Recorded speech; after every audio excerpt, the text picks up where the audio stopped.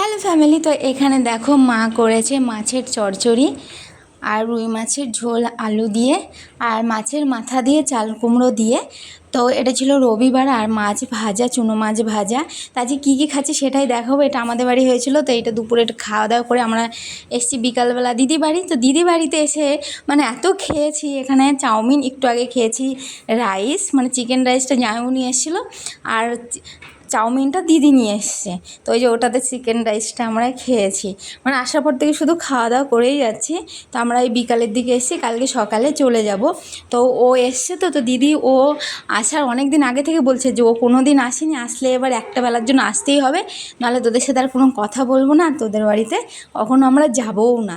ওই জন্য চলে এসছে। যে এখন খাচ্ছি আবার স্প্রাইট, মানে বিকাল থেকে ঢুকেছি শুধু খাওয়া দাওয়া করে যাচ্ছে, কারণ দিদি বলছে সকালেই চলে যাবি, ওই জন্য এই একটা বেলাতেই তোদেরকে সব কিছু খেতে হবে।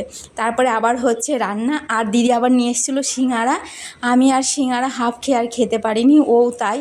আর এই যে এখানে দিদি রান্না করেছে চিকেন আর ডাল আর বেগুন ভাজা।